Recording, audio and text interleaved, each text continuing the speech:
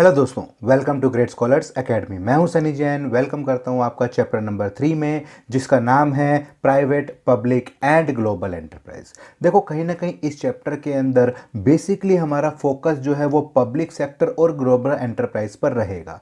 Private वाला जो chapter या पार्ट है वो हम चैप्टर सेकंड के अंदर हम कवर कर चुके हैं, लेकिन फिर भी यहाँ पर ये पब्लिक और प्राइवेट के डिफरेंस को समझाने की कोशिश करेगा इस चैप्टर में, और कहीं ना कहीं हम इसी चीज़ को यहाँ पर समझने की कोशिश करेंगे। तो बेसिकली आज मैं पूनम गांधी से आपको पढ़ाने जा रहा हूँ। पहले 2 चैप्टर मैंने आर के सिंगला से कवर किए हैं।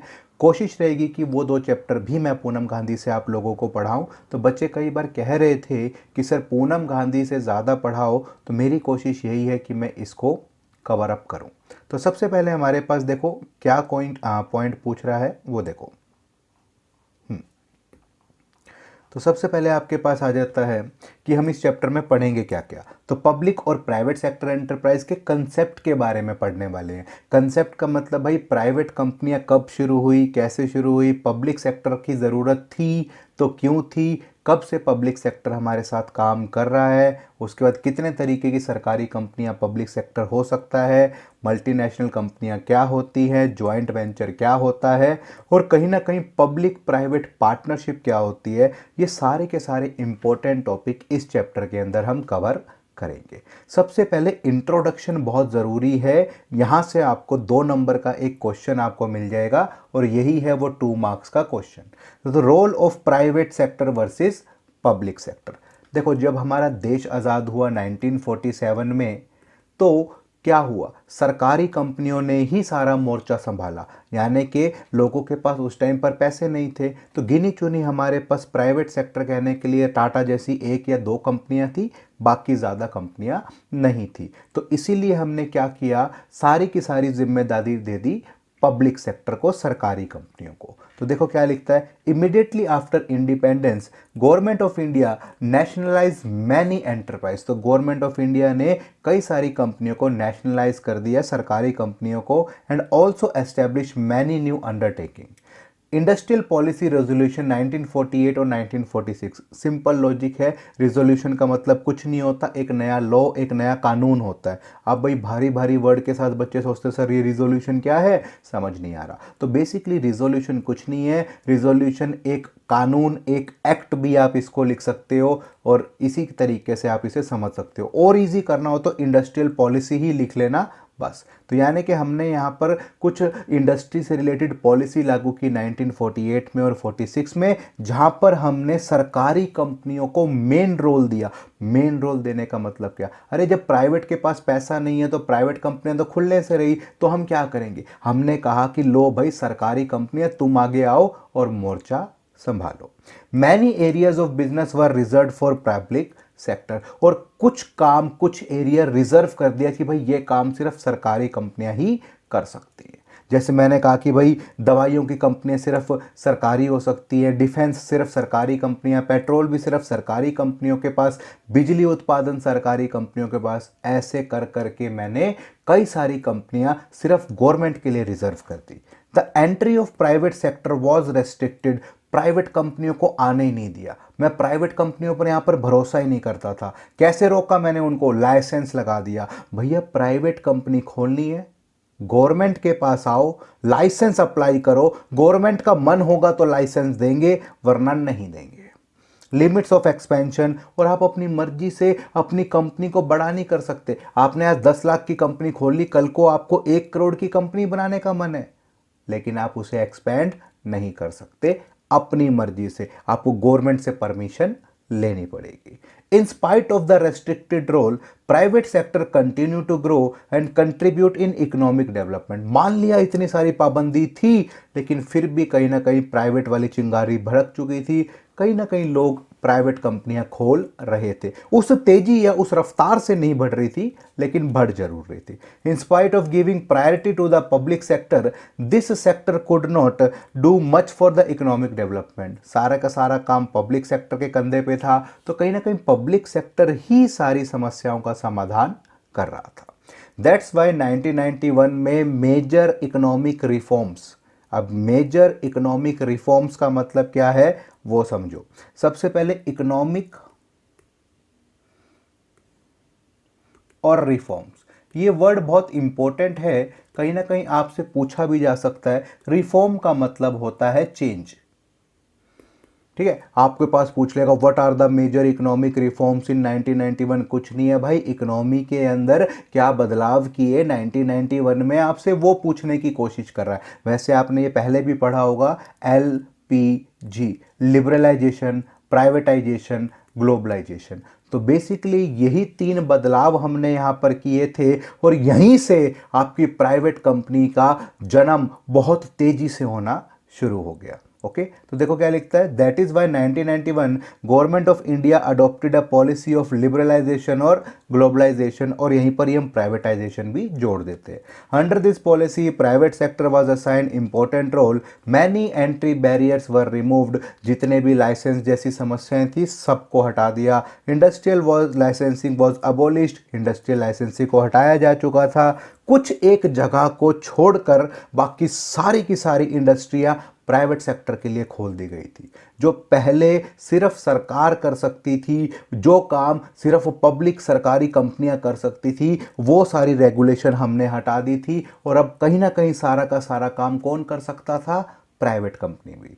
The areas reserve for public sector were reduce, the limit of expansion भी हमने कहीं ना कहीं हटा दी थी। अब आप अपनी मर्जी से 1 करोड़ का बिजनेस करना चाहो, 100 करोड़ का बिजनेस करना चाहो कि 1000 करोड़ का बिजनेस करना चाहो, गवर्नमेंट बीच में दखल अंदाजी नहीं करेगी। डन। इसके बाद आपके पास ये वाला जो टॉपिक है, हम आपको यही समझा रहे हैं। देखो, इंडियन इकोनॉमी मिक्स्ड इकोनॉमी है। मिक्स्ड का मतलब कहीं ना कहीं आपको यहाँ पर प्राइवेट सेक्टर भी देखने को मिलता है, आपको यहाँ पर प्राइवेट सेक्टर भी देखने को मिलता है, तो साथ साथ आपको यहाँ पर पब्लिक सरकारी सेक्टर भी देखने को मिलता है। तो प्राइवेट सेक्टर के हम सारी की सारी चीज़ें पिछले चैप्टर में पढ़ चुके हैं। प्राइवेट में क्या क्या आया, sole proprietor, single owner, partnership, 2 लोग मिलकर काम कर रहे हैं, joint Hindu family business, Hindu वाले अपने दादा परदादा पोता सब लगे हुए हैं कि बिजनेस में, कोऑपरेटिव सोसाइटी, लोग मिलजुल कर सोसाइटी बना रहे हैं, कंपनी में सिर्फ प्राइवेट कंपनी की बात कर रहे हैं और मल्टीनेशनल कंपनी, विदेशी कंपनी की बात कर रहे हैं। पब्लिक सेक्टर के अंदर सिर्फ 3 ही तरीके हैं जो हम इस चैप्टर में डिफाइन करने वाले हैं। अभी सिर्फ नाम पढ़ेंगे, डिपार्टमेंट अंडरटेकिंग, पब्लिक कॉरपोरेशन और गवर्नमेंट कंपनी। सबसे पहले हमारा जो क्वेश्चन शुरू होता है that is called forms of public enterprise. यहां से आपके पास ये तीनों ही क्वेश्चन 6-6 मार्क्स तक पूछे जा सकते हैं। तीनों क्वेश्चन में से एक क्वेश्चन 100% आपके एग्जाम में जरूर आता है, क्योंकि इस चैप्टर में या तो डिफरेंस आएगा इन तीनों का, या किसी भी 2 का डिफरेंस आ सकता है, या टीचर अपने आप में ही 6 नंबर का क्वेश्चन भी पूछ सकता है, भाई what do you mean by department undertaking, इसके एडवांटेजेस क्या है, इसके डिसएडवांटेजेस क्या है, इसके फीचर क्या है, इस तरीके से। क्लियर है मेरी बात? तो ये इस चैप्टर का सबसे इंपॉर्टेंट, आप मोस्ट इंपॉर्टेंट टॉपिक भी लिख सकते हो। तो सबसे पहले आपके पास पब्लिक सेक्टर बेसिकली 3 तरीके से आपके पास काम करता है। सबसे पहला तरीका है डिपार्टमेंट अंडरटेकिंग। देखो, नाम से ही पता लग रहा है, नाम से ही आपको याद रखना है, डिपार्टमेंट बना लेते हैं। सरकार अपना एक डिपार्टमेंट एस्टेब्लिश कर लेती है और एक मंत्री जी को यहां छोड़ देती है।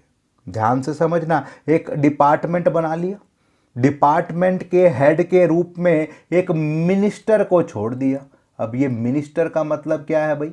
मिनिस्टर का मतलब है जी मंत्री जी बैठते हैं, पूरा का पूरा डिपार्टमेंट जो है वो मंत्री जी संभालते हैं। मेरी बात समझ में आई? इसका सबसे बेस्ट एग्जाम्पल है रेलवेज। देखो साइड में रेलवेज की फोटो है, ध्यान रखना इसका मतलब क्या है। रेलवेज का मतलब जैसे हमने एक रेल का मंत्रालय बना दिया, डिपार्टमेंट बोले तो मंत्रालय, ठीक है। मंत्रालय होगा तो मंत्री होगा, तो रेल मंत्रालय मतलब रेल में मंत्री भी बैठा होगा वहां पर। तो बेसिकली वो एक डिपार्टमेंट है, वो एक मंत्रालय है जहां पर एक मंत्री बैठा है और सारे के सारे डिसीजन वो मंत्री ले रहा है। कल को ट्रेन का एक्सीडेंट होगा तो भी जवाबदेही मंत्री जी की है, बयान आ रहे होंगे मंत्री जी के। अगर कल को मुनाफा होगा तो वो प्रॉफिट, वो क्रेडिट भी वो मंत्री जी ले रहे होंगे। अब लालू जी के टाइम पर सपोज 8000 करोड़ का फायदा हो गया तो उसका क्रेडिट किसको मिला? लालू जी को मिला, जब वो रेल मिनिस्टर थे। तो लॉजिक सिंपल है कि फायदा होगा तो भी मंत्री जी को क्रेडिट मिलेगा, नुकसान होगा तो भी मंत्री जी को क्रेडिट मिलेगा। अल्टीमेट यहां पर एक मिनिस्टर होगा जो पूरे के पूरे डिपार्टमेंट को संभाल रहा होगा। अब एक बात और, हर 5 साल में सरकार चेंज होती है तो हर 5 साल में रेल मिनिस्टर भी चेंज हो जाएगा। तो इसका मतलब सरकार में और इस डिपार्टमेंट में कोई फर्क नहीं है, ये दोनों बैक टू बैक एक ही है। अब ध्यान से देखना, the department undertaking is considered one of the department of the government. ये डिपार्टमेंट अंडरटेकिंग कहीं ना कहीं सरकार का ही एक हिस्सा है। It has no separate existence other than government. अरे भाई, अपन ही मंत्री चुन के भेजे हैं, और अगर मंत्री चुन के हमने ही भेजे हैं और यही मंत्री जाकर वहां बैठा है, तो इसका मतलब सरकार और मंत्री सेम है और ये डिपार्टमेंट का जो हेड है वो भी सेम है। It function under the control of one ministry of department of the government. तो ये पूरा का पूरा काम एक मंत्री जी के नीचे, एक मंत्रालय के नीचे, एक डिपार्टमेंट के अंडर होता है। तो जैसे रेलवेज हो गया, डिफेंस हो गया, तो हर एक का एक मंत्री होगा, railway minister, defence minister, postage and Telegram minister, telecom minister, ये सारे के सारे मिनिस्टर है ना। तो ये मिनिस्टर क्या कर रहे हैं, इन मंत्रालय को देख रहे हैं, इन डिपार्टमेंट को देख रहे हैं। फीचर्स ध्यान से समझना, पूरा का पूरा चैप्टर उसी के ऊपर बेस है। सबसे पहले, they operate overall control of one ministries of central government और स्टेट गवर्नमेंट। भाई यहां पर ये मंत्रालय होगा, अब ये मंत्रालय चाहे तो स्टेट गवर्नमेंट के अंडर हो सकता है, चाहे तो किसके अंडर हो सकता है, सेंट्रल गवर्नमेंट के अंडर, यानी राज्य सरकार के अंदर भी हो सकता है और केंद्रीय सरकार के अंडर भी हो सकता है, लेकिन मंत्रालय जरूर होगा। They are a part of government only, no separate entity. ये भैया गवर्नमेंट का हिस्सा है, गवर्नमेंट कह सकते हो, ये अलग अलग नहीं है। इसका मतलब सिंपल है कि कहीं ना कहीं गवर्नमेंट भी यही है, सरकार भी यही है, मंत्री अपने ही है, तो मंत्री हमने ही भेज रखे हैं, तो कहीं ना कहीं सरकार और इस डिपार्टमेंट में कोई फर्क नहीं है, ये एक ही है। They are financed from annual budget of the government. सरकार जो बजट निकालती है सालाना, उसी में से इनको पैसे मिलते हैं। ओके, और अगर इनका कोई प्रॉफिट होता है तो इनकम के रूप में उसमें बजट में जोड़ दिया जाता है। तो यानी कि अगर ये कोई कंपनियां पैसे कमाएंगी, से रेलवेज को 2000 करोड़ का फायदा हो गया, तो वो सरकार के खजाने में जोड़ देंगे, ट्रेजरी में जोड़ देंगे, और अगर इसको नुकसान हो गया तो वो नुकसान की भरपाई कौन करेगा, सरकार। तो बेसिकली ये जो भी पैसा इन मंत्रालय में लगेगा वो कहां से आएगा, सरकार से आएगा, सरकार के बजट से आएगा। The revenue of the department undertaking are deposit in the treasury of the government. जो भी पैसा ये मंत्रालय कमाएंगे, ये डिपार्टमेंट कमाएंगे, वो सारा का सारा गवर्नमेंट के खजाने में, ट्रेजरी में जाकर जमा हो जाएगा। द स्टेट और department undertaking are the civil servants and recruited as per the rule of civil servants. Simple logic, यहां पर जो भी बंदा काम कर रहा है वो सरकारी नौकर है, सिविल सर्वेंट है, और सिविल सर्वेंट लगने के लिए आपको क्या करना पड़ता है, एग्जाम देने पड़ते हैं। तो सरकारी नौकरी चाहिए तो भैया सरकार के लिए, जैसे रेलवे में लगना है तो रेलवेज के आपको एग्जाम क्लियर करने पड़ेंगे, क्लियर करोगे तभी लगोगे, अदरवाइज नहीं लगोगे। They are under the direct control of department head who is accountable to concerned minister. और कहीं ना कहीं अल्टीमेट आप किसी डिपार्टमेंट हेड को रिपोर्ट करोगे और वो डिपार्टमेंट हेड कहीं ना कहीं जाकर मंत्री जी को रिपोर्ट करेगा। अल्टीमेट जो यहाँ पर सुप्रीम पावर है वो रेल मिनिस्टर है, वो उस मंत्रालय का मंत्री है जो सारे के सारे डिसीजन लेगा। They are sued in same manner. One can file suit against the government. भैया इनके ऊपर केस करना है, इसका मतलब आपने सरकार के ऊपर केस कर दिया, सीधा सीधा आपने सरकार से टक्कर ले ली। क्लियर? मेरिट्स की बात करें डिपार्टमेंट अंडरटेकिंग की, तो सबसे पहला फायदा है इजी फॉर्मेशन। सरकार के हाथ में ही सारी चीज़ें है, सरकार ने डिपार्टमेंट बनाना है, तो इस तरह का डिपार्टमेंट बना, सरकार के बाएं हाथ का खेल है। क्यों है? क्योंकि सरकार ही सारी चीज़ें करेगी। It is very easy form understand, it is very easy to form a department undertaking as no registration is compulsory. उसके बाद effective control, the control on department undertaking is very effective and is direct and centralise. यहाँ पर सारा का सारा control, सारे का सारा डिसीजन वो मंत्री जी लेंगे। तो मंत्री जी लेंगे तो सारी की सारी पावर एक हाथ में रहेगी, डिसीजन एक ही बंदे का चलेगा। ऑप्टिमम यूटिलाइजेशन ऑफ फंड्स, अब एक ही बंदा डिसीजन लेगा तो कहीं ना कहीं पैसों का देख रेख भी बहुत अच्छे से होगा, हर चीज सोच समझकर खर्च की जाएगी, क्योंकि आपको यहां पर जवाब देना है।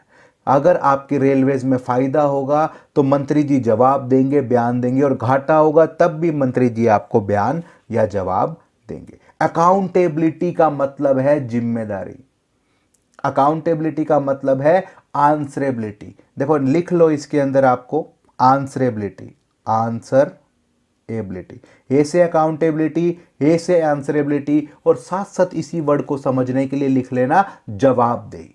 देखो लिखता है that there is direct parliamentary control, the performance of department undertaking can be discussed in parliament, so there is public accountability. अभी अभी मैंने कहा फायदा होगा तब भी शाबाशी मिलेगी और नुकसान होगा तो गालियां मिलेंगी, और कहीं ना कहीं आपको ये सारा का सारा जवाब संसद भवन पार्लियामेंट में देना पड़ेगा कि भैया फायदा हुआ तो कैसे और नुकसान हुआ तो कैसे। Public revenue, the revenue of department undertaking is deposited in the treasury of the government, और कहीं ना कहीं ये सरकार की रेवेन्यू को, सरकार की इनकम को बढ़ाने में हेल्प करता है। सीक्रेसी, सारी की सारी समस्याएं, सारी की सारी प्रॉब्लम सिर्फ मंत्री जी को पता होगी और किसी को नहीं। तो लिखता है activities performance of the department undertaking are highly secret, government can avoid disclosure of a plea of public interest due to secrecy only, sensitive area, defence is operating as undertaking. Logic समझ में आया? सरकार चाहे तो यहां पर information दे सकती है, सरकार चाहे तो यहां पर कोई इंफॉर्मेशन देने से मना कर सकती है, उसे कॉन्फिडेंशियल रख सकती है, यहां पर ऐसा कोई नियम लागू नहीं होता। डीमेरिट्स बहुत ज़्यादा हैं इसके अंदर, ध्यान से देखना। इनफ्लेक्सिबिलिटी, इनफ्लेक्सिबिलिटी का मतलब बोले तो यहां पर चेंजेस जल्दी से नहीं होते।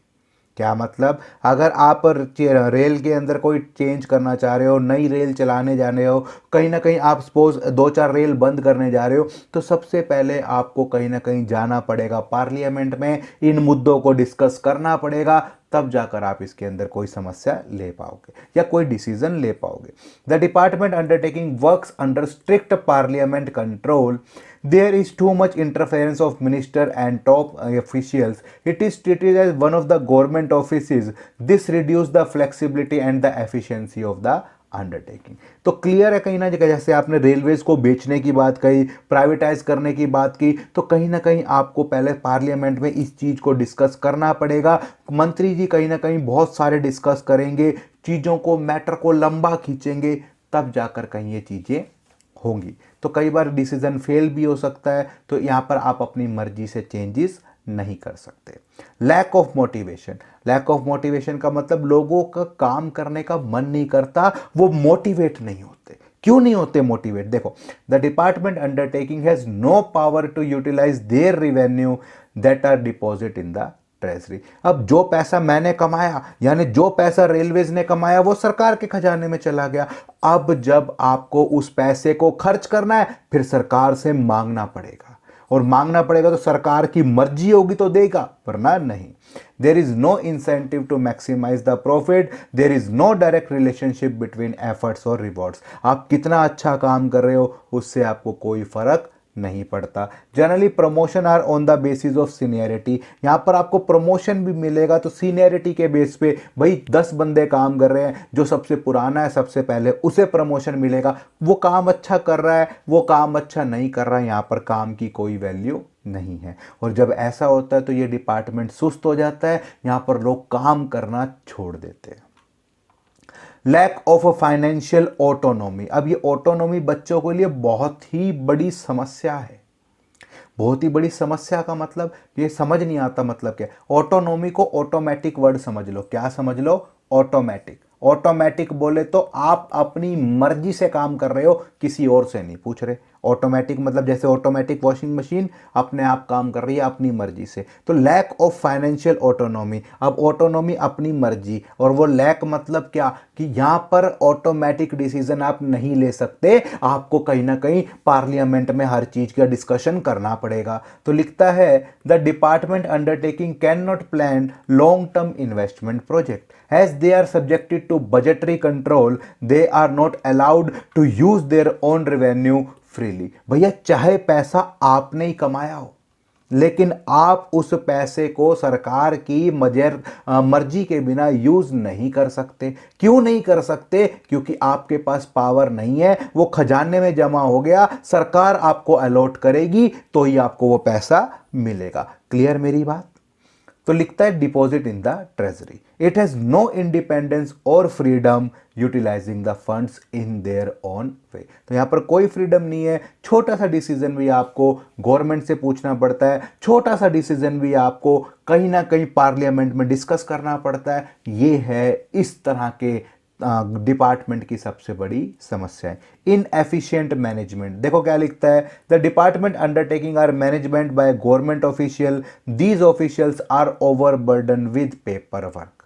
अब इसका एग्जांपल, एक ट्रेन है, ट्रेन में एक सीट टूटी हुई है, बहुत छोटी सी बात, ट्रेन के अंदर एक सीट टूट गई, बहुत छोटी सी बात। ये सीट 6-6 महीने तक ठीक नहीं होती, क्यों भाई? से ट्रेन के ड्राइवर ने देखा कि भाई सीट टूटी हुई है, उसने एक रिपोर्ट तैयार की, जी ये सीट इस ट्रेन में ही टूटी हुई है, उसने फाइल बनाई, फाइल आगे सबमिट कराई। अब वो फाइल टेबल से टेबल ऐसे घूमती जाएगी, हेडक्वार्टर पहुंचेगी, मंत्रालय पहुंचेगी, मंत्री जी डिसीजन लेंगे, तब जाकर कहीं वो एक छोटा सा काम भी होगा। तो वो टेबल से टेबल पहुंचती जाएगी, एक छोटी सी सीट भी अप्रूव करने के लिए आपको एक फाइल बनानी पड़ती है। तो यहां पर पेपर वर्क इतना ज़्यादा हो जाता है कि आपके ऑफिशियल्स ओवरबर्डन हो जाते हैं। एक एक ऑफिसर के पास 100-100, 150, 200-200 फाइलें, छोटी सी बातों के लिए फाइलें, आज नल खराब हो गया, आज पंखा खराब हो गया, ऐसी फाइलें बनती रहती है। और जब ऐसी फाइलें बनती हैं तो ऑफिशियल के ऊपर अनड्यू बर्डन पड़ जाता है। ये है इस डिपार्टमेंट अंडरटेकिंग की सबसे बड़ी समस्या। They can be transferred at any time, as the result they have less responsibility और एफिशिएंसी। रेड टैपिज्म और ब्यूरोक्रेसी। रेड टैपिज्म का मतलब कुछ नहीं है, एक लाल कलर की फाइल आपने कभी देखी हो, आप बिजली का कनेक्शन लेने गए हो तो एक फाइल बना देते हैं, ठीक है, उसके ऊपर एक लाल रंग का फीता लगा देते हैं। पहले लाल रंग का चलता था, आजकल खाकी रंग की फाइल चलती है, लेकिन नाम वही रेड टैपिज्म सा डल गया। तो रेड टैपिज्म और ब्यूरोक्रेसी, हर जगह पर बड़े बाबू बैठे होते हैं, और जब बड़ा बाबू बैठा होता है तो जब तक मंदिर में चढ़ावा नहीं चढ़ाते जब तक काम नहीं होता। तो यहाँ पर भी वही काम हो रहा है। तो देखो, delay in decision due to so many formalities, दुनिया भर की फॉर्मेलिटी, जी इसके साइन कराओ, उसके साइन कराओ, इतना चंदा यहाँ चढ़ाओ, इतना चंदा वहाँ चढ़ाओ, ऐसे कर करके 10, 12, 15, 20, एक छोटी सी चेयर चेंज करने के लिए, एक छोटा सा नलका चेंज करने के लिए, एक पंखा चेंज करने के लिए 25 साइन कराओ। बंदा कहता है भाई छोड़, पंखा ऐसे ही रहने दे, आपा ऐसे ही चले जाएंगे। तो दुनिया भर का पेपर वर्क है, दुनिया भर के प्रोसीजर हैं, और कहीं ना कहीं bold approach, immediate action were essential which have no place in the department undertaking. और कहीं ना कहीं कई सारी समस्याओं को आप जल्दी से सोल्व नहीं कर पाते। क्यों नहीं कर पाते? क्योंकि ये पेपर वर्क बहुत ज़्यादा है और बहुत ज़्यादा आपकी जान ले लेता है। क्लियर? इसके बाद सुटेबिलिटी, इस तरह की चीज़ों को हम कहाँ यूज़ कर सकते हैं, या डिपार्टमेंट अंडरटेकिंग कहाँ पर खोलना सबसे ज़्यादा फायदेमंद है। When utmost secrecy is required, वहाँ पर जहाँ पर आपको बहुत सारी सीक्रेसी चाहिए, जैसे न्यूक्लियर पावर प्लांट, डिफेंस, यहाँ पर आपको बहुत ज़्यादा सिक्योरिटी चाहिए, तो उस जगह पर आप डिपार्टमेंट अंडरटेकिंग खोलते हो, या सरकार उस जगह पर डिपार्टमेंट अंडरटेकिंग खोलना प्रेफर करती है। When government control is necessary, government का कंट्रोल ज़रूरी है, सारी पावर गवर्नमेंट के हाथ में होनी चाहिए, जैसे telecom industry. When huge investment is involve, जब बहुत पैसा लगता है, एक एक चीज 5-5 हज़ार करोड़ की, एयरक्राफ्ट, आयरन स्टील, इस तरीके की जो चीज़ें होती हैं वो करोड़ों रुपए में बनती है, तो वो है आपका गवर्नमेंट की investment. Undertaking is the source of revenue, कहीं ना कहीं गवर्नमेंट अपनी इनकम का सोर्स भी जनरेट करती है, और जब जनरेट करती है तो कहीं ना कहीं वो इस तरह का डिपार्टमेंट खोलती है। इसलिए टेलीकॉम इंडस्ट्री जो है वो सरकार ने अपने पास रखी है, तो 2G, 3G, 4G, 5G spectrum launch करती है, तो उससे जो पैसा आता है वो सरकार के खाते में जाता है। क्लियर? इसके बाद आपके पास आ जाता है दूसरा, दैट इज पब्लिक कॉरपोरेशन। क्या आ जाता है? Public corporation. ये दूसरी तरीके की पब्लिक कंपनी है। ओके, अभी इसको आप समझने के लिए आरबीआई ले लो, स्टेट बैंक ऑफ इंडिया ले लो, या LIC भारतीय जीवन बीमा insurance Nigam, LIC life insurance corporation of India. देखो इसको समझाने की एक ही स्टोरी है, इसके लिए एक स्पेशल कानून बनाया जाता है। ध्यान रखना मैं क्या कह रहा हूं, वहां पर तो डिपार्टमेंट बनाया था, मंत्री बिठाया था, यहां पर इस तरह को या इस तरीके के काम या कंपनी को खोलने के लिए संसद में एक कानून बनाया जाता है। डन। कानून बनाने का मतलब जो कानून इस RBI को पावर देगा या LIC को पावर देगा या स्टेट बैंक ऑफ इंडिया को या बैंकों को पावर देगा। क्लियर। इनके अपने रेगुलेशन और एक्ट होते हैं, जैसे banking regulation act, RBI act, LIC का एक्ट, तो ये अपने तरह के कानून बनाते हैं। डन हो गया। देखो क्या लिखता है, a statutory corporation is a body corporate formed by special act of parliament. एक स्पेशल कानून के तहत इन कंपनियों का जन्म होता है बाय सेंट्रल और state legislature. It is financed by the government and it can arrange its own fund also. तो सबसे पहले सरकार इसमें पैसा लगाती है और ये कंपनियां चाहें तो बाहर से अपने पैसे अरेंज कर सकती हैं। क्लियर या कोई डाउट? देखो लॉजिक समझो, मैंने क्या कहा कि ये कंपनियां खुलेंगी जरूर सरकार की परमिशन से, लेकिन सरकार का मंत्री यहां पर नहीं होगा। यहां पर हमने पार्लियामेंट में, संसद भवन में कानून बनाया, कानून के तहत इसका जन्म हुआ और अब वो कानून ही इसकी बाउंड्री डिसाइड करेगा कि इसमें क्या चीज हो सकती है और क्या चीज नहीं हो सकती है। For example Indian airlines, state bank of India, LIC, food corporation, ONGC, ये सब आपके यहां पर इसमें आते हैं। फीचर की बात करें तो ये एक स्पेशल एक्ट के तहत बना है, तो it is created by act of parliament. अब ये पार्लियामेंट में हो सकता है, सेंट्रल गवर्नमेंट में हो सकता है, स्टेट गवर्नमेंट में भी हो सकता है। पावर, ऑब्जेक्टिव और लिमिटेशन, ये सारी की सारी चीज़ें वो एक्ट डिसाइड करेगा, यानी कि इस संस्था के पास कितनी पावर है, ये क्या काम कर सकती है, क्या काम नहीं कर सकती है, सब वो कानून में लिखा होगा जो एक्ट हमने बनाया है।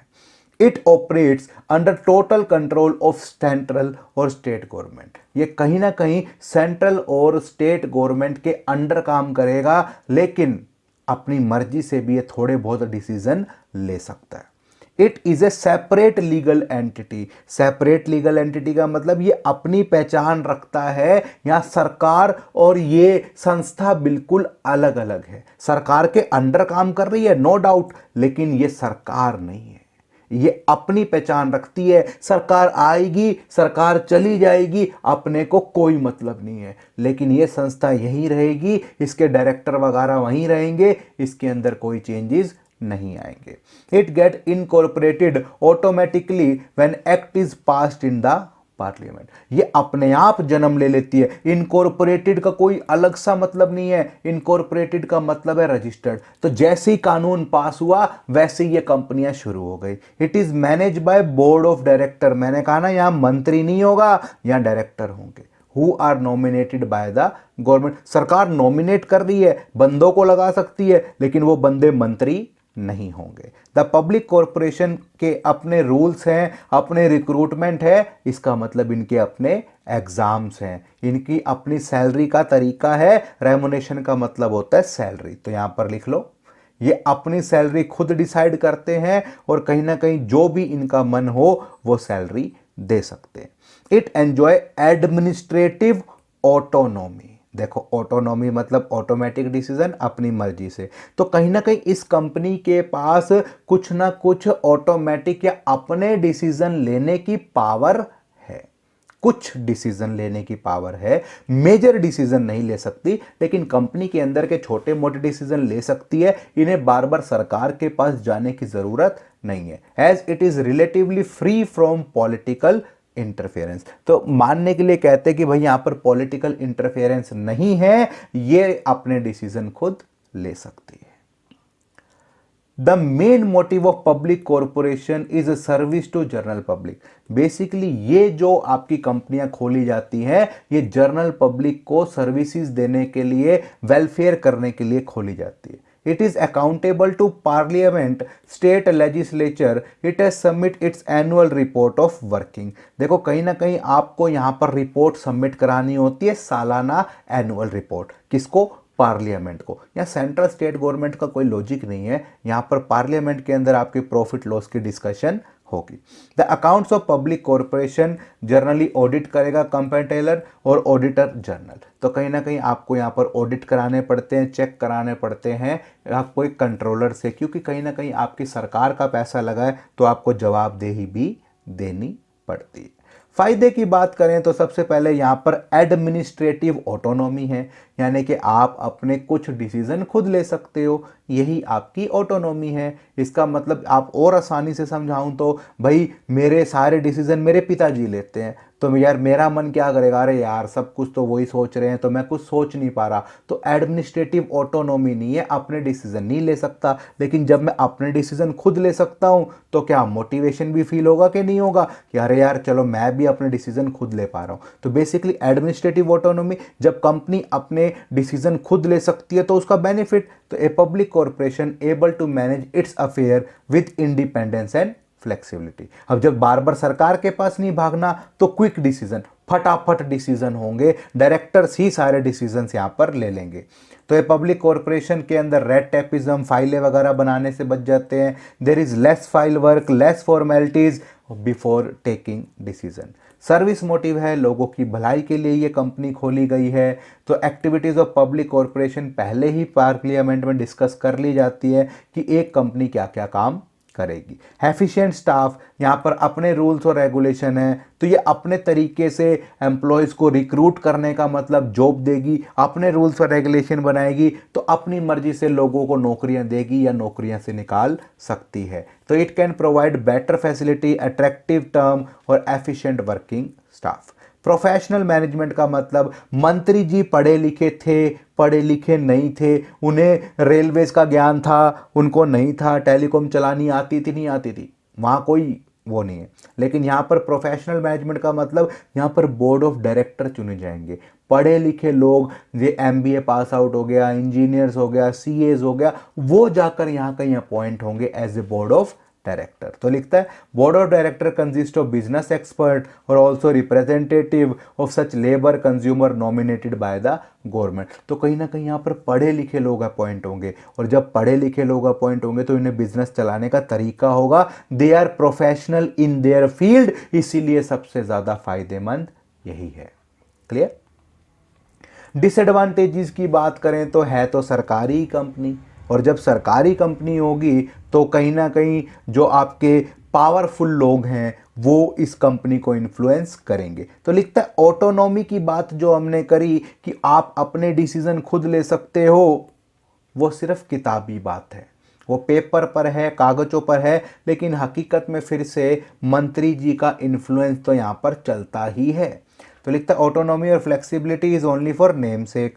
Practically minister, government official, political parties कहीं ना कहीं इस तरह की कंपनियों के अंदर इंटरफेयर करती है। Lack of initiative, public corporation do not face any competition. सरकारी कंपनी है, सरकारी कंपनी है तो कोई कंपटीशन नहीं है, कंपटीशन नहीं है तो ये भी नए नए काम, नई नई चीज़ें लाने की कोशिश नहीं करती, वही पुराने तरीके पर काम करती रहती हैं, अपडेट नहीं होती। तो so employ dare not take initiative to increase the profit और रिड्यूस लॉस। तो ना तो प्रॉफिट बढ़ाने के लिए काम करते, ना तो लॉस को कम करने की कोशिश करते, तो अल्टीमेट ये पब्लिक कॉरपोरेशन भी लॉसेस में जाती है। इसीलिए कहीं ना कहीं एलआईसी को बेचने की नौबत भी आ चुकी थी। रिजिड स्ट्रक्चर, रिजिड स्ट्रक्चर का मतलब इनके अंदर चेंजेस नहीं हो सकते, रिजिड का मतलब होता है फिक्स्ड। इनफ्लेक्सिबल भी आप वर्ड यूज कर सकते हो। एक बार स्ट्रक्चर डिसाइड हो गया, कितने बोर्ड ऑफ डायरेक्टर होंगे, क्या बंदे होंगे, कितना स्टाफ होगा, क्या चीज होगी, एक बार डिसाइड हो गया। और जब एक बार डिसाइड हो गया पार्लियामेंट में तो बार बार इसके अंदर चेंजेस करना बहुत आसान नहीं है।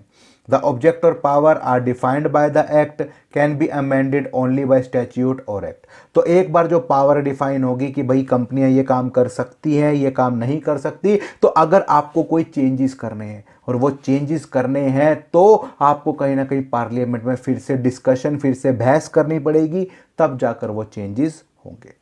अनफेयर प्रैक्टिसेस भी है, गवर्नमेंट ऑफ पब्लिक में indulge in unfair trade practices, it में charge undue higher price to cover up inefficiency. कहीं ना कहीं सरकारी कंपनी है तो कोई कंपटीशन नहीं है और कई बार लॉसेस हो जाते हैं, तो ये अपनी मर्जी से प्राइजेस बढ़ा देते हैं चीज़ों के और उस लॉस को कवर अप करने की कोशिश करते हैं। इस तरह की कंपनी कहां पर सुटेबल है या सरकार को इस तरह की कंपनी कहां पर खोलनी चाहिए?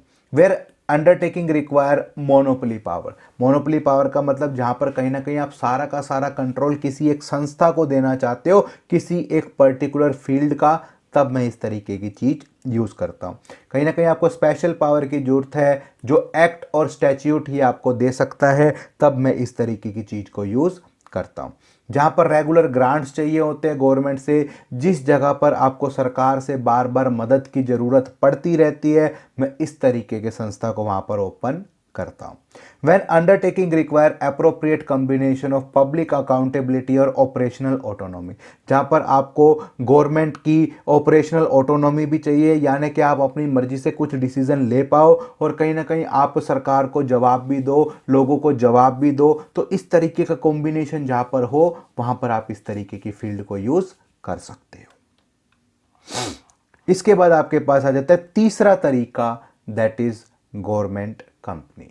देखो, गवर्नमेंट कंपनी का मतलब है कहीं ना कहीं एटलीस्ट 50% शेयर जो है आपका, वो या तो सेंट्रल गवर्नमेंट के पास हो या फिर स्टेट गवर्नमेंट के पास हो, या फिर कुछ हिस्सा सेंट्रल गवर्नमेंट के पास हो और कुछ हिस्सा स्टेट गवर्नमेंट के पास। से मेरी कंपनी है 100 करोड़ रुपए की, उसमें 51 करोड़ की हिस्सेदारी सरकारों की होनी चाहिए।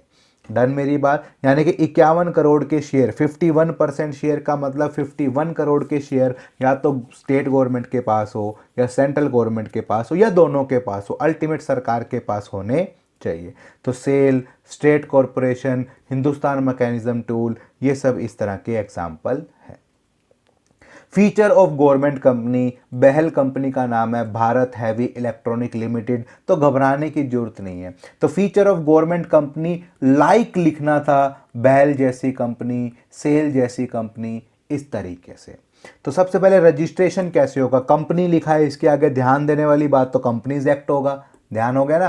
देखो, गवर्नमेंट कंपनी है तो कंपनीज एक्ट। अभी हमने पिछले चैप्टर में पढ़ा था ना कंपनी, कि भैया प्राइवेट कंपनी शेयर इशू नहीं कर सकती, लेकिन सरकारी कंपनी शेयर इशू कर सकती है, और कहीं ना कहीं सरकार को 51% हिस्सा तो अपने पास रखना पड़ेगा। तो इसका मतलब वो 49% तक के शेयर पब्लिक को इशू कर सकती है। तो all the provision of the company act are applicable on government company. तो जितने भी प्रोविजन थे, जितने भी कानून थे कंपनीज एक्ट में सरकारी कंपनी के लिए, वो सारे के सारे एक्ट और कानून यहां पर लागू होंगे। ओनरशिप, मालिक कौन होगा? जिसके पास शेयर होंगे। द गवर्नमेंट होली और partially owned by the government, the share capital of the company is owned by the government in the name of president. तो कहीं ना कहीं इस कंपनी के जो 51% शेयर या 51% हिस्सेदारी होगी, वो गवर्नमेंट के पास होगी, और गवर्नमेंट के पास अगर मेजर स्टेक है, मेजर हिस्सा है, तो मालिक भी गवर्नमेंट ही रहेगी। मैनेजमेंट कौन संभालेगा? शेयर होल्डर कहीं ना कहीं अपने डायरेक्टर्स को अपॉइंट कर देगा और डायरेक्टर्स ही सारे के सारे काम को देखेंगे। तो government company is manage by board of director who is nominated by the government and other share holder. 51% हिस्सा गवर्नमेंट का है, तो कुछ शेयर होल्डर्स या कुछ डायरेक्टर्स को तो गवर्नमेंट चुनेगी, और 49% पब्लिक या जनता के पास है, तो कहीं ना कहीं वो भी कुछ डायरेक्टर्स को चुनेगी। The government has authority to appoint majority of the director. कोई ना कहीं गवर्नमेंट मेजर पावर में है, तो ज़्यादा डायरेक्टर गवर्नमेंट के ही होंगे। सेपरेट लीगल एंटिटी, मतलब यहाँ पर सरकार और कंपनी अलग अलग है। सरकार अपनी जगह है, कंपनी अपनी जगह है। सरकार बदलती रह सकती है, लेकिन कंपनी बदले ऐसा जरूरी नहीं है। तो गवर्नमेंट कंपनी है separate legal entity. It can buy sell property on its name. Company अपने नाम पर सामान खरीद सकती है, कंपनी चाहे तो अपने नाम पर सामान बेच सकती है। It has enter into the contract. Company चाहे तो किसी से भी अपने नाम पर कॉन्ट्रैक्ट कर सकती है, गवर्नमेंट की यहाँ कोई ज़रूरत नहीं है। मिनिस्ट्रियल कंट्रोल यहाँ पर बहुत ही रेयर या बहुत ही कम देखने को मिलता है। A government company is subjected to ministerial control. The concerned ministry make appointment of director, ministry में issue direction and even overall supervision of undertaking. अब भाई 51% शेयर गवर्नमेंट के पास था, तो गवर्नमेंट कहीं ना कहीं डायरेक्टर अपॉइंट करने में हिस्सा ले सकती है और कहीं ना कहीं थोड़े बहुत रूल्स और रेगुलेशन भी यहाँ पर बना सकती है। फाइनेंशियल ऑटोनॉमी, पैसे से रिलेटेड डिसीजन आप अपने आप ले सकते हो, यही बात वो यहाँ लिख रहा है। तो बार बार मुझे गवर्नमेंट से पूछने की ज़रूरत नहीं पड़ती, मैंने अपनी मेहनत से जो पैसा कमाया है मैं चाहूँ तो कंपनी में लगा सकता हूँ और कहीं ना कहीं मैं ग्रोथ और एक्सपेंशन भी कर सकता हूँ। एफिशिएंट स्टाफ, फिर से यहाँ पर मैं अपनी मर्जी से रिक्रूट कर सकता हूँ, लेकिन जो भी बंदे यहाँ पर रिक्रूट होंगे वो सिविल सर्वेंट्स नहीं होंगे, सरकारी नौकर हो भी सकते हैं नहीं भी हो सकते हैं, ये इच्छा है, डिपेंड करता है। अकाउंटेबिलिटी ज़रूर है, कहीं ना कहीं मंत्री जी इन्वॉल्व है, मंत्री जी ने डायरेक्टर्स बिठाए थे, तो कहीं ना कहीं अगर इसके अंदर लॉस वगैरह होगा तो आपको कहीं ना कहीं बर्दाश्त करना पड़ेगा और कहीं ना कहीं आपको जवाब भी आम जनता को देना पड़ेगा। The government companies are accountable to the ministry और department, it annual report is presented discuss in the state assembly, और कहीं ना कहीं इसकी रिपोर्ट्स भी प्रेजेंट होती हैं स्टेट असेंबली में। Main advantage of government company की मेन एडवांटेजेस या फायदे, सबसे पहला एडमिनिस्ट्रेटिव ऑटोनॉमी, आप अपने डिसीजन खुद ले सकते हो, आपको बार बार सरकार से भागने की जरूरत नहीं, पार्लियामेंट में डिस्कस करने की जरूरत नहीं, आप अपनी मर्जी के मालिक हो तो आप अपने डिसीजन भी खुद ले सकते हो कुछ हद तक। ग्रेटर फ्लेक्सिबिलिटी, अगर आपको कोई चेंजेस करने हैं तो आप अपनी मर्जी से चेंजेस कर सकते हो, बार बार पार्लियामेंट संसद भवन में जाकर मंत्रियों को बुलाने की ज़रूरत नहीं है। एफिशिएंट स्टाफ, आप अपनी मर्जी से बंदों को अपॉइंट कर सकते हो, पढ़े लिखे बंदों को अपॉइंट कर सकते हो, तो काम भी वो अच्छा करेंगे, तेज़ी से करेंगे। कोलैबोरेशन, अगर आप चाहो तो कहीं ना कहीं दूसरी कंपनियों के साथ भी जुड़ सकते हो। तो government company avail accommodate managerial skill, technical know how of private enterprise, तो कहीं ना कहीं सरकारी कंपनी जाकर प्राइवेट कंपनी से जुड़ सकती है, वो चाहे तो उनकी स्किल्स को यूज़ कर सकती है। डीमेरिट्स की बात करें, फिर से वही ऑटोनॉमी जो है वो कागजों में है भैया, अब मंत्री ने डायरेक्टर अपॉइंट करे हैं तो फिर मंत्री जी ने अपॉइंट करे हैं तो कहानी भी, पावर भी और कहीं ना कहीं मंत्री जी की चलेगी।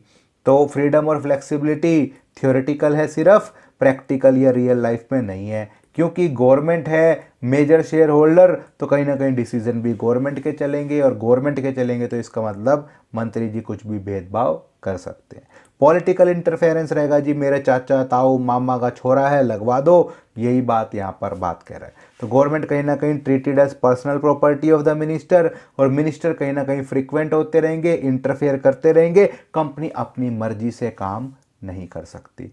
Board picked with the government representative, board of directors के अंदर सारे के सारे सरकारी रिप्रेजेंटेटिव है और जो पानी मारेगा वही यहाँ पर काम करेगा, वही यहाँ पर बोर्ड ऑफ डायरेक्टर बनेगा। तो कहीं ना कहीं जो अपने सरकार है वो अपने चमचों को लगाएगी, यही यहाँ पर इसका लॉजिक है। तो board of director the government appointed by the government, these director always try to please the government and remove improving the efficiency और गवर्नमेंट कंपनी। तो कहीं ना कहीं भैया ये काम करने की कोशिश नहीं करते, ये गवर्नमेंट को पानी मारने की कोशिश करते हैं, सरकार को खुश करने की कोशिश करते हैं, काम करने के ऊपर इनका कोई फोकस नहीं होता। इस तरह की कंपनी कहाँ पर सुटेबल है? तो government wants control of a company in private sector without nationalisation, तो कहीं ना कहीं आपको कोई इंडियन कंपनी नहीं बनानी, सरकारी कंपनी नहीं बनानी, लेकिन फिर भी आप उसके ऊपर अपना कंट्रोल रखना चाहते हो तब। Government wants collaboration with the private enterprise, कहीं ना कहीं मैं प्राइवेट लोगों का पैसा लगवाना चाहता हूँ या प्राइवेट लोगों के साथ मिलकर काम करना चाहता हूँ, तब मैं इस तरीके का फॉर्मेट यूज़ करता हूँ। मैंने project required planning end funds, तो गवर्नमेंट की प्लानिंग चाहिए, गवर्नमेंट के पैसा चाहिए किसी प्रोजेक्ट को पूरा करने के लिए, तब मैं इस तरीके की कंपनी को यूज़ करता हूँ। डन। इसके बाद आपके पास तीनों का डिफरेंस दे रखा है और कहीं ना कहीं जो डिफरेंस है वो बहुत इंपॉर्टेंट है, मैंने कहा था 6 नंबर तक का क्वेश्चन बनता है। तो department undertaking formed by ministry, कहीं ना कहीं मंत्रालय डिफाइन करता है, या स्पेशल एक्ट से या कंपनीज एक्ट से। सरकार और कहीं ना कहीं जो सरकार है और जो ये डिपार्टमेंट है ये एक यूनिट है, बाकी दोनों अलग अलग यूनिट हैं। फाइनेंस की बात करें तो यहाँ पर सरकार सारा का सारा पैसा बजट में लगाती है, उसके बाद it get fund from the government can borrow independently, तो सरकार से भी पैसा ले सकती है और बाहर के सोर्सेज से भी पैसा ले सकती है, और ये कहीं ना कहीं शेयर होल्डर्स को शेयर इशू करके पैसा ले सकते हैं। मैनेजमेंट की बात करें तो यहाँ पर मंत्री जी ही सारा का सारा मैनेजमेंट करेंगे, तो manage and control by the government. और यहाँ पर बोर्ड ऑफ डायरेक्टर्स होंगे, यहाँ पर भी बोर्ड ऑफ डायरेक्टर होंगे। यहाँ पर जो भी होगा वो सिविल सर्विस कोड होगा, no government servant, no government servant. यहाँ पर तो सरकारी नौकर कहे जाएंगे, लेकिन इन दोनों डिपार्टमेंट में वो सरकारी नौकर हो सकते हैं या नहीं भी हो सकते हैं। ऑटोनॉमी की बात करें तो ऑटोमेटिक डिसीजन, यहाँ तो है ही नहीं भाई कोई ऑटोनॉमी, लेकिन यहाँ फिर भी कहा जाता है कि थोड़ी बहुत ऑटोनॉमी है। ओनरशिप की बात करें तो सरकार ही यहाँ पर मालिक है, यहाँ पर भी सरकार ही मालिक है, लेकिन यहाँ पर सिर्फ 51% की मालिक है सरकार। पब्लिक अकाउंटेबिलिटी सबसे ज़्यादा हाईएस्ट है, यहाँ पार्लियामेंट में जवाब देना पड़ता है और यहाँ मिनिस्ट्री को जवाब देना पड़ता है। फ्लेक्सिबिलिटी की बात करें तो सबसे कम फ्लेक्सिबल है, यहाँ थोड़ा बहुत फ्लेक्सिबल ज़्यादा है, यहाँ उससे ज़्यादा फ्लेक्सिबल है। सूटेबिलिटी जैसे डिफेंस में, पोस्ट में, टेलीकॉम में, कॉमर्शियल इंडस्ट्रीज़, नेशनल प्रायोरिटी जो है वहाँ पर, और कहीं ना कहीं जहाँ पर आपको सरकारी के साथ मिलकर काम करना होता है, वहाँ पर मैं इस तरीके की चीज़ों को यूज़ करता हूँ। क्लियर मेरी बात? इसके बाद कहीं ना कहीं एक डिफरेंस और आ जाता है प्राइवेट सेक्टर और पब्लिक सेक्टर में।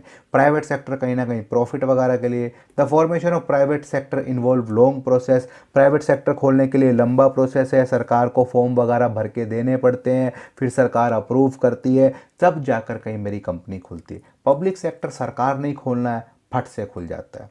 प्राइवेट सेक्टर प्रॉफिट के लिए काम करता है, पब्लिक सेक्टर वेलफेयर के लिए, सोशल मोटिव के लिए काम करता है। मैनेजमेंट की बात करें तो प्राइवेट सेक्टर को एक्सपर्ट्स या प्रोफेशनल चलाते हैं, बोर्ड ऑफ डायरेक्टर चलाते हैं। पब्लिक सेक्टर भी कहीं ना कहीं गवर्नमेंट के रिप्रेजेंटेटिव चलाते हैं।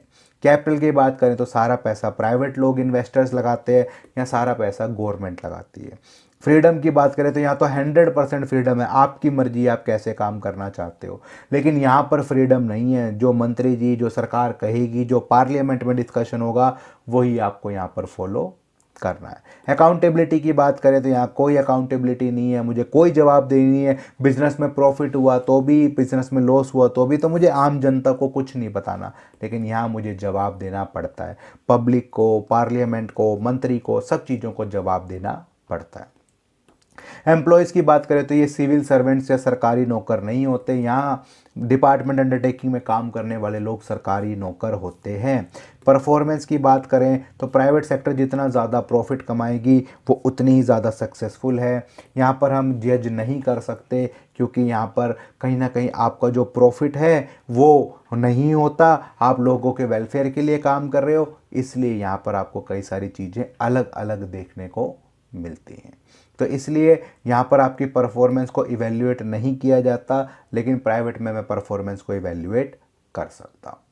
डन मेरी बात? यहाँ तक कोई डाउट? इसके बाद आपके पास आ जाता है मल्टीनेशनल कंपनीज। देखो मल्टीनेशनल कंपनी कहीं ना कहीं सबसे पहले सिंपल तरीका है ग्लोबल कंपनीज, या आप एमएनसीज कह सकते हो। तो ये सब क्या है? मल्टीनेशनल, नेशनल मतलब देश, तो जब कोई कंपनी एक से ज़्यादा देशों में काम करेगी तब वो आपकी बन जाती है मल्टीनेशनल कंपनी। तो जैसे आपका सपोज करो एप्पल है, अमेरिका की कंपनी है, वो अपने देश में भी काम कर रही है, तो होगी ना मल्टीनेशनल। ऐसी हुंडई, सुजुकी, तो ये सब क्या है?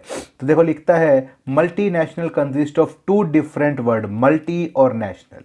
Multi means many, national means countries or nation. So multinational means a company which operates in many countries. Such companies has branches, factory, workshop in different country. तो इस कहीं ना कहीं कंपनी की वर्कशॉप हो सकती है, इस कंपनी की कहीं ना कहीं आप ये कह सकते हो कि भाई फैक्ट्रियाँ हो सकती हैं अलग अलग देशों में, अलग अलग जगह पर। तो जहाँ पर ये बेसिकली होती है उसे हम होम कंट्री कहते हैं। The headquarter of multinational company जो है वो अपने देश में लोकेटेड होता है, तो इसे हम होम कंट्री कहते हैं। और बाकी ब्रांचेस जो है अलग अलग देशों में फैली होती है, उसे हम होस्ट कंट्री कहते हैं। तो Coca Cola, Hyundai, Nike, Reebok, L'Oreal, Sony, LG, Samsung, दुनिया भर की आपकी जो कंपनियां हैं ये सब मल्टीनेशनल ब्रांड है। गुची, लैक्मे, ये सब कहीं ना कहीं आपकी मल्टीनेशनल ब्रांड है। फीचर्स की बात करें तो कहीं ना कहीं सबसे पहला फीचर है giant size huge capital resource. ये कंपनियां बहुत बड़ी बड़ी होती है, हज़ारों करोड़ की, 100 करोड़, 200 करोड़, 500 करोड़ की कंपनियां होती है, क्योंकि इनके पास पैसा बहुत होता है जब ये दूसरे देश में जाकर सामान बेचती है। The assets and sales of multinational companies are quite large. जिनके पास बहुत प्रॉपर्टी, बहुत संपत्ति होती है, ये कंपनियां लार्ज स्केल पर काम करती है। They operation are so huge that their sales turnover are exceed the GNP of a developing country. तो कई बार इनकी सेल इतनी ज़्यादा होती है कि एक उभरता हुआ देश, डेवलपिंग देश की इकोनॉमी से ज़्यादा बैठ जाती है। For example, physical assets of IBM international business machine exceeds $8 billion. और एक अकेली आईबीएम की जो एसेट्स हैं, जो प्रॉपर्टी है, वो कहीं ना कहीं $8 बिलियन से ज़्यादा है। सेंट्रलाइज कंट्रोल का मतलब क्या है कि सारा का सारा कंट्रोल, सारे के सारे रूल्स, रेगुलेशन, पॉलिसीज जो है वो कहीं ना कहीं एक देश में बैठकर बनाए जाते हैं, होम कंट्री में बैठकर बनाए जाते हैं, हेडक्वार्टर में बैठकर बनाए जाते हैं, और कहीं ना कहीं बाकी सारी ब्रांचेस को वो चीज़ें फॉलो करनी पड़ती है। तो the branches of multinational company in spread in different country are control and manage by headquarter in the home country. तो भैया जो भी सारी की सारी ब्रांचेज हैं उसे ऑर्डर देगा कौन? Headquarter. All branches operate within the policies framework made by the headquarter. Advance technology, इन कंपनियों के पास नई नई मॉडर्न टेक्नोलॉजी होती है। ये कंपनियां इतनी एडवांस होती हैं कि या तो ये खुद नई टेक्नोलॉजी बना लेती है, या जो जो अपने मॉडर्न टेक्नोलॉजी होती है उसे फट से यूज़ कर लेती है, क्योंकि इनके पास पैसा बहुत है। तो मल्टीनेशनल कंपनियां make use of latest technology to supply world class product. They employ capital intensive technology, innovative technique of production. Capital intensive technology का मतलब है बहुत ज़्यादा मशीनें यूज़ करना। लेबर इंटेंसिव का मतलब मजदूर ज़्यादा यूज़ करना। कैपिटल इंटेंसिव का मतलब मशीनें ज़्यादा यूज़ करना। तो कैपिटल इंटेंसिव टेक्नोलॉजी यूज़ करती है। ये कंपनियां कोशिश करती हैं कि सारा का सारा काम जो है वो मशीनों से हो जाए, लेबर की ज़रूरत ना पड़े। Expansion of market territory.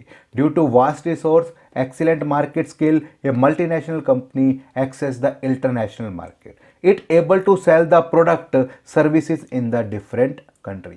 ये कहीं ना कहीं इनके पास इतना पैसा है, ये आसानी से दूसरी मार्केट में एंटर हो जाती है, आसानी से वहाँ एडवर्टीजमेंट कर लेती है, दुनिया भर के ऑफर स्कीम दे पाती हैं, तो कहीं ना कहीं जल्दी जल्दी ये ऑपरेट कर लेती है। तो multinational operates with in more than one country, branches factory होती है, तो नेटवर्क ऑफ ब्रांच भी इनका होता है, तो ये एक्सपैंड कर जाती है, मार्केट इनकी बहुत ज़्यादा फैल जाती है। Oligopolistic power. ओलिगोपोली का मतलब होता है कि power in the few hands. Due to their gain size, company dominating position in the market, they can take over the firm to acquire huge power. ये बहुत बड़ी बड़ी कंपनी है, 1000 करोड़ की कंपनी है, तो ये छोटी सारी कंपनियों को निगल जाती है। तो they also take over other firms. Take over other firms का मतलब छोटी सारी कंपनियों को निगल जाएगी। भाई 1000 करोड़ की कंपनी तो 1-2 करोड़ की कंपनी इनके लिए क्या है? तो अगर कोई दूसरे देश में मैं गया, दूसरे देश में छोटी छोटी कंपनियां जो हैं, मैं उन सबको निगलना शुरू कर दूंगा। तो Hindustan Lever acquire Tata Oil Mills Pond's India to improve its market share. Product innovation. Product innovation का मतलब ये नई नई काम, नई नई चीज़ें, नए नए प्रोडक्ट लॉन्च करती रहती है, ये डेली रिसर्च करती रहती है। They are highly sophisticated and research development department and engage in task of developing new products. तो कहीं ना कहीं डेली रिसर्च करती रहती है, इनकी अपनी रिसर्च टीम होती है, नए नए प्रोडक्ट बनाने की कोशिश करती है, और कहीं ना कहीं डिज़ाइन अच्छा, क्वालिटी अच्छी, कुछ नया बनाने की कोशिश करती रहती है। इन कंपनियों की मार्केटिंग स्ट्रेटेजी, सामान बेचने की कला बहुत इंपॉर्टेंट है।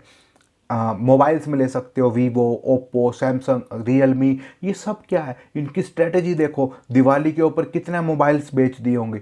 दे spend huge amount on marketing, use aggressive marketing strategy to increase their sale in short period. तो इतने पैसे एडवर्टीजमेंट पर खर्च करते हैं। वीवो प्रो कबड्डी लीग क्या करते हैं, इतने सारे पैसे खर्च कर दिए एडवर्टीजमेंट पे, ताकि आपका सामान कम समय में ज़्यादा सेल कर सके। The advertisement sale proportion technique is normally very effective. तो ये 100-200 करोड़ रुपए तो सिर्फ एडवर्टीजमेंट पर ही खर्च कर देते हैं। छोटा सा एक बिजनेसमैन इतने पैसे खर्च करने की सोच नहीं सकता।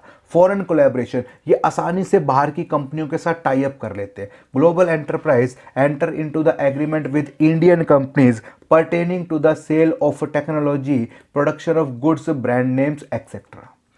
ठीक है। तो उसके बाद multinational in the host country like, अब MNC should allow to enter high tech industries, for example telecommunication, कहीं ना कहीं हमने डायरेक्ट फॉरेन इन्वेस्टमेंट भी दे दिया। MNC should not allow to kill small domestic enterprise but they must offer healthy competition to the domestic firm.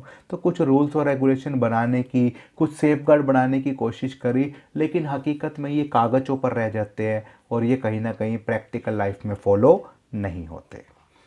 इसके बाद आपके पास आ जाता है ज्वाइंट वेंचर। देखो यहाँ पर दो लोग मिलकर काम कर रहे हैं, वो दो लोग कौन कौन से हैं, एक तो मारुति वाला बंदा और एक सुजुकी वाला बंदा। तो दो कंपनियां जब मिलकर एक प्लेटफॉर्म पर काम करती है, अपनी टेक्नोलॉजी को शेयर करती है, तब वो बन जाता है joint venture.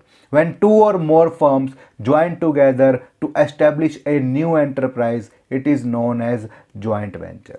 The two firms contribute capital, पैसा भी लगाती है, मैनेजमेंट भी करती है। In simple words, joint venture is a partnership between two firm of same country भी हो सकती है और दो अलग अलग देशों की कंपनियां भी हो सकती है।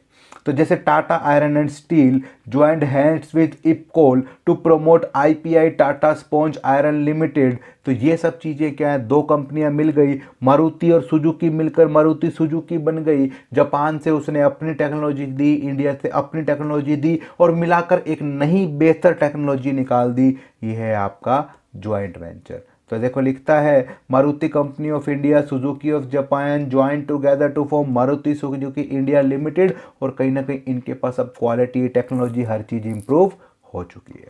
Features of joint venture, increase resource और कैपेसिटी। अब दो बड़ी कंपनियां मिल जाएंगी, अब दो बड़ी कंपनियां मिल जाएंगी तो रिसोर्सेज बढ़ जाएंगे या नहीं बढ़ जाएंगे, आपकी क्षमता बढ़ जाएगी, कैपिटल बढ़ जाएगी, पूंजी बढ़ जाएगी, टेक्नोलॉजी बढ़ जाएगी, रिसोर्सेज बढ़ जाएंगे। तो कंपनी गेट लार्जर रिसोर्स, पैसा भी ज़्यादा, ह्यूमन रिसोर्स भी ज़्यादा, enabling company to grow expand more quickly and efficiently. Access to new market and distribution network. अब मुझे अमेरिका में जाना था, मैं नई कंपनी खोलता, एस्टैब्लिश करता, टाइम लगता। मैंने वहाँ की कंपनी के साथ जाकर ज्वाइंट वेंचर कर लिया, बनी बनाई सेटअप मिल गया, काम तेजी से हो गया और नई मार्केट में एंट्री भी जल्दी होगी। When a business enter into joint venture, it can access new market. For example, when foreign company form joint venture in India, तो कहीं ना कहीं वो आराम से हमारे देश में एंटर कर गई। They can also take advantages of retail outlets. जो पुरानी कंपनी के अपने देश में थे, अब वो कहीं ना कहीं वो भी एंजॉय कर सकती है। Access to technology, joint venture करेंगे तो दोनों कंपनियां आपस में एक दूसरे के साथ टेक्नोलॉजी को शेयर करेगी, और जब टेक्नोलॉजी को शेयर करेगी तो इसका मतलब क्या, इसका मतलब यह कि दोनों के पास कहीं ना कहीं बेटर टेक्नोलॉजी होगी, बेटर चीज़ें होंगी। तो एडवांस टेक्नोलॉजी और production leads to superior quality and reduces cost of production. तो कहीं ना कहीं टाइम बचेगा, एनर्जी बचेगी, इन्वेस्टमेंट कम लगेगी, और कहीं ना कहीं आपको अपनी नई टेक्नोलॉजी डेवलप करने के लिए टाइम नहीं लगेगा। इनोवेशन, नई नई चीजें आप बना सकते हो। नई नई चीजें बनाने का मतलब क्या, यानी कि भैया दो नई कंपनियां, दो दिमागदार लोग मिले हैं तो कुछ नई इन्वेंशन तो होगी ना। तो joint venture helps to come up with new invention of the product because of new ideas and technology. Low cost of production, खर्चा कम आएगा, नई टेक्नोलॉजी है, दो बढ़िया कंपनी मिली है, अपनी टेक्नोलॉजी को शेयर कर रही है, तो कहीं ना कहीं आप उस फील्ड में बेस्ट बन जाओगे, आपके पास मॉडर्न टेक्निक होगी, तो खर्चा भी कहीं ना कहीं कम आएगा। तो international company merge with Indian company, तो कहीं ना कहीं आपके पास नई टेक्नोलॉजी आएगी, लो कॉस्ट ऑफ रॉ मटेरियल मिलेगा, आपके पास प्रोफेशनल होंगे, इंजीनियर्स होंगे, साइंटिस्ट होंगे, बेहतर काम करेंगे, खर्चा अपने आप कम आएगा। एस्टैब्लिश ब्रांड नेम, जब दो बड़ी कंपनियां मिलेगी, विदेशी कंपनी आपके साथ आकर मिल जाएगी, तो आपकी कहीं ना कहीं प्रोफेशनल एफिशिएंसी जो है वो बढ़ जाएगी, और कहीं ना कहीं आपकी मैनेजमेंट भी बढ़ जाएगी। तो गुडविल भी मार्केट में पहली गुडविल से ज़्यादा हो जाएगी। क्लियर है मेरी बात? Types of joint venture, contractual joint venture और इक्विटी बेस्ड ज्वाइंट वेंचर। देखो कॉन्ट्रैक्चुअल नाम से पता लग रहा है, भाई मारुति ने एमआरएफ से ज्वाइंट वेंचर कर लिया, मेरे टायर बनाकर दे दियो, एक साल में 10,000 टायर दे देना, तो दैट इज ए कॉन्ट्रैक्चुअल। यहां पर कोई पार्टनरशिप नहीं हुई, सिर्फ एक कॉन्ट्रैक्ट हुआ है, एक काम से रिलेटेड कॉन्ट्रैक्ट हुआ है। तो यहां पर दो कंपनियां मालिक नहीं है। तो देखो in contractual newly joint owned association is not created. यहां पर कहीं ना कहीं नई कंपनी क्रिएट नहीं होगी, there are only agreement to work together. इन लोगों ने सिर्फ साथ में काम करने की कसमें खाई है, एक कॉन्ट्रैक्ट किया है। The parties do not share ownership of the business. यहां पर हमने मालिकाना हक ना किसी ने एक दूसरे को नहीं दिया, but only share control over the business. जैसे फ्रेंचाइजी रिलेशनशिप हो सकती है, आप कह सकते हो। तो टू और more parties has common intention of running business venture. कहीं ना कहीं यहां पर जो कॉन्ट्रैक्ट है, मैं दोनों कंपनियां चाहती हैं कि एक दूसरे को फायदा हो। Clear. Each party bring some input. दोनों कहीं ना कुछ चीजें तो लगाएगी। एमआरएफ अगर टायर बनाकर दे रही है तो कहीं ना कहीं मैं उसे पेमेंट दे रहा हूं, रिसोर्सेज दे रहा हूं। तो both party exercise some control. तो दोनों की दोनों पार्टीज कहीं ना कहीं उस वेंचर के ऊपर थोड़ा थोड़ा कंट्रोल करेंगी। The relationship is not transaction to transaction but character of relatively longer duration. यहां पर हम एक एक दो दो महीने के लिए काम नहीं कर रहे, साल 2 साल 5 साल के लिए कॉन्ट्रैक्ट कर रहे हैं, ताकि बार बार माथापच्ची ना करनी पड़े। क्लियर। Equity based. इक्विटी के अंदर यहां पर एक नई कंपनी खोलेंगे। वोडाफोन और आइडिया एक साथ मिलकर वीआई खोल गई। तो जैसे, तो ये क्या लिख रहा है यहां पर, under a separate business entity is create jointly two और more parties they form entity which में very. It can be company और पार्टनरशिप, लिमिटेड लायबिलिटी पार्टनरशिप और ट्रस्ट। कुछ भी हो सकता है, दो कंपनियां मिलकर कुछ भी खोल सकती है, पार्टनरशिप खोल सकती है, लिमिटेड लायबिलिटी पार्टनरशिप खोल सकती है, एक कंपनी खोल सकती है, कुछ भी एक नई चीज का जन्म होगा इक्विटी बेस्ड ज्वाइंट वेंचर में। तो there is an agreement to create new entity by joining one or party with the existing.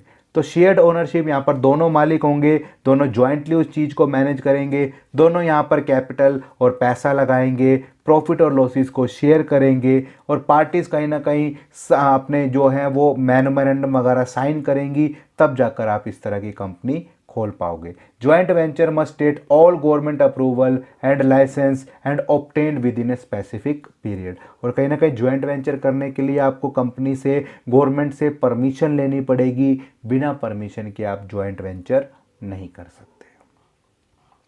आखिरी और सबसे इंपॉर्टेंट चीज है पब्लिक प्राइवेट पार्टनरशिप।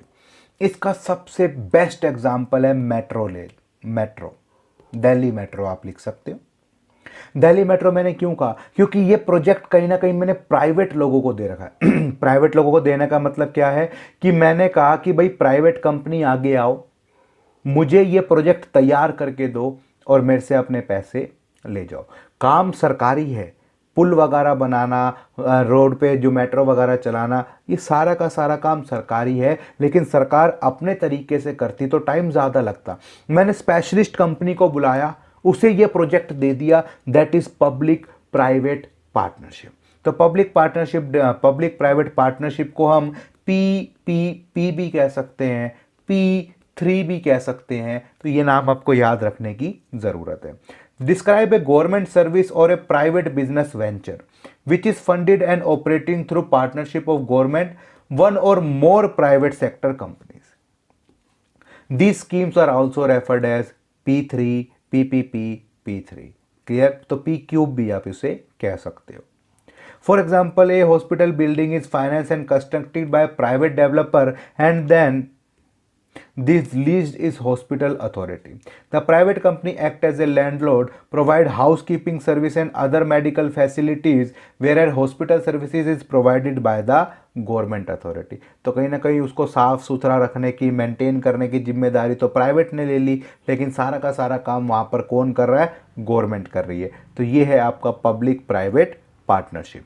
तो कहीं ना कहीं the public partner in the PPP, the public partner in the PPP are the government. और कहीं ना कहीं ministers, government department, municipality, state government, central government, सरकार कोई भी हो सकती है।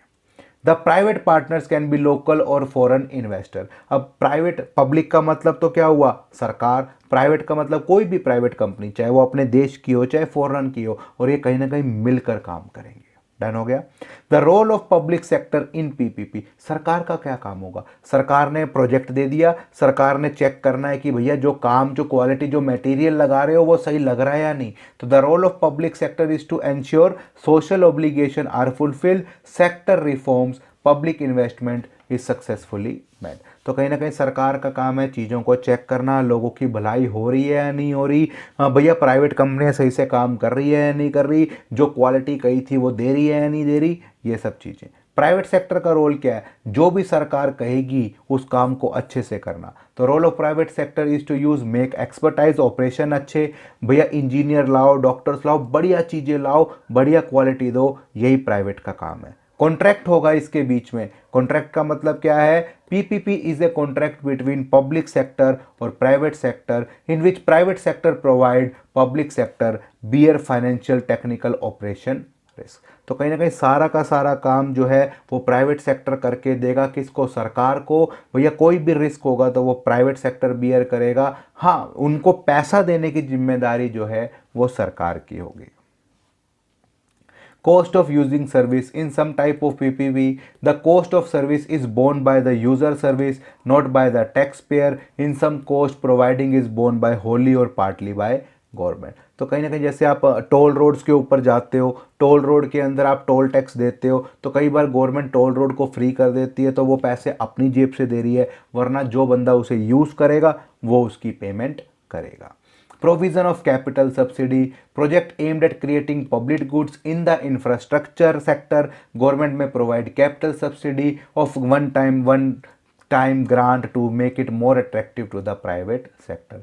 और कहीं ना कहीं गवर्नमेंट इनको छूट देती है, रिलैक्सेशन देती है, किस चीज़ में, जब आप पहली बार प्रोजेक्ट लेते हो तो कहीं ना कहीं सरकार आपको बहुत सारा छूट या रिलैक्सेशन या ग्रांट्स देती है। In some case government may provide revenue subsidy, tax break or even कहीं ना कहीं आपको एनुअल रेवेन्यू भी गारंटी देती है। तो टैक्स में छूट दे देती है, सब्सिडीज़ दे देती है, और कहीं ना कहीं आपके पास जो इनकम टैक्स होता है उसमें भी राहत दे देती है। Pertaining to high priority project और पब्लिक वेलफेयर, सरकार इस तरीके के प्रोजेक्ट को वहाँ पर करने की कोशिश करती है जहाँ पर काम तेज़ी से पूरा करना है, फटाफट पूरा करना है, इमरजेंसी में पूरा करना है, तब सरकार प्राइवेट लोगों को ये मौका देती है। तो PPP is suitable for high priority project, that is infrastructure, और इसका सबसे बेस्ट एग्जांपल जो है दैट इज दिल्ली मेट्रो।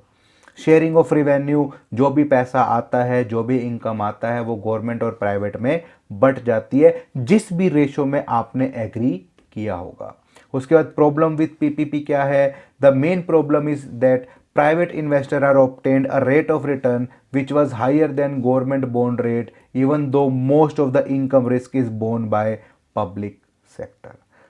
कहीं ना कहीं इस प्रोजेक्ट में फेल होने की, नुकसान होने की जिम्मेदारी सारी की सारी सरकार उठा रहा है, लेकिन सबसे बड़ी बात, कुछ ज़्यादा रेट ऑफ रिटर्न नहीं मिलता, सरकार मार्जिन इतना नहीं छोड़ती जब सरकार क्वालिटी के ऊपर बात करती है तो। लेकिन प्राइवेट सेक्टर को ज़्यादा फ़ायदा दिखाई नहीं देता, तो इसलिए वो रेट ऑफ रिटर्न या कई बार वो लैक ऑफ इनिशिएटिव भी शो करती है इस तरह के प्रोजेक्ट में पैसा लगाने के लिए। क्लियर है मेरी बात? यहीं तक है, ये चैप्टर आपका कंप्लीट हो चुका है। कोई भी डाउट हो तो आप मुझे इसके अंदर कमेंट कर सकते हैं, मैसेज कर सकते हैं, टेलीग्राम कर सकते हैं, और कोई डाउट हो तो आप पूछ सकते हैं। Thank you.